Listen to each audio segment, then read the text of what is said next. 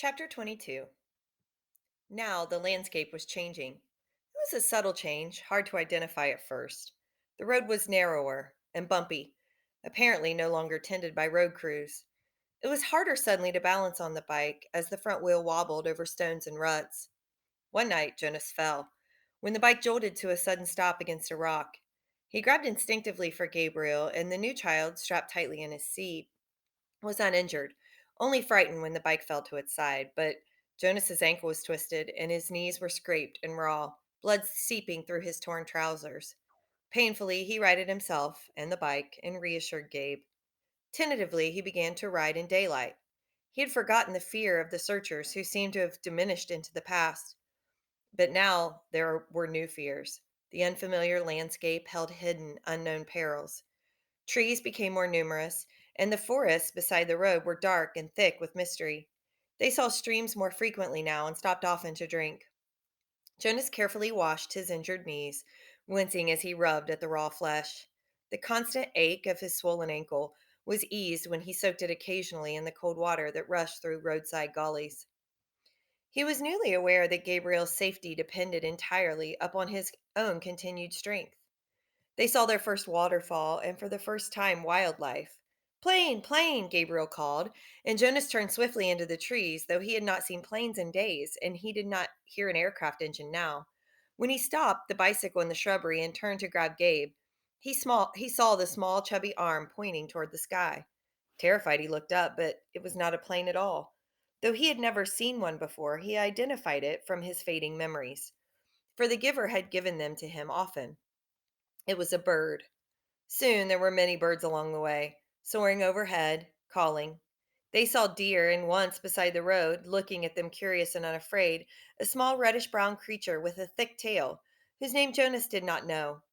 He slowed the bike, and they stared at one another until the creature turned away and disappeared into the woods. All of it was new to him. After a life of sameness and predictability, he was awed by the surprises that lay beyond each curve of the road. He slowed the bike again and again to look with wonder at wildflowers, to enjoy the throaty warble of a new bird nearby, or merely to watch the way wind shifted the leaves in the trees. During his 12 years in the community, he had never felt such simple moments of exquisite happiness. But there were desperate fears building in him now as well. The most relentless of his new fears was that they would starve. Now that they had left the cultivated fields behind them, it was almost impossible to find food. They finished the meager store of potatoes and carrots they had saved from the last agricultural area, and now they were always hungry. Jonas knelt by a stream and tried without success to catch a fish with his hands.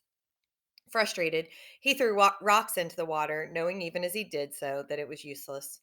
Finally, in desperation, he fashioned a makeshift net, looping the strands of Gabriel's blanket around a curved stick.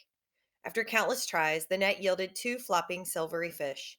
Methodically, Jonas hacked them to pieces with a sharp rock and fed the raw shreds to himself and to Gabriel. They ate some berries and tried without success to catch a bird. At night, while Gabriel slept beside him, Jonas lay awake, tortured by hunger, and remembered his life in the community where meals were delivered to each dwelling every day. He tried to use the flagging power of his memory to recreate meals and managed brief, tantalizing fragments, banquets with huge roasted meats, birthday parties with thick frosted cakes, and lush fruits picked and eaten, sun warmed, and dripping from trees. But when the memory glimpses subsided, he was left with gnawing, painful emptiness. Jonas remembered suddenly and grimly the time in his childhood when he had been chastised for misusing a word. The word had been starving. You have never been starving, he had been told. You will never be starving. Now he was. If he had stayed in the community, he would not be.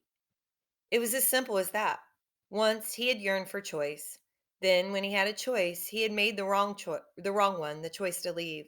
And now he was starving. But if he had stayed, his thoughts continued. If he had stayed, he would have starved in other ways. He would have lived a life hungry for feelings, for color, for love. And Gabriel? For Gabriel, there would have been no life at all. So there had not really been a choice. It became a struggle to ride the bicycle as Jonas weakened from lack of food and realized at the same time that he was encountering something he had for a long time yearned to see: hills. His sprained ankle throbbed as he forced the pedal downward in an effort that was almost beyond him. And the weather was changing. It rained for 2 days. Jonas had never seen rain, though he had experienced it often in the memories. He had liked those rains, enjoyed the new feeling of it, but this was different. He and Gabriel became cold and wet, and it was hard to get dry, even when sunshine occasionally followed. Gabriel had not cried during the long, frightening journey. Now he did. He cried because he was hungry and cold and terribly weak. Jonas cried too, for the same reasons, and another reason as well. He wept because he was afraid now that he could not save Gabriel. He no longer cared about himself.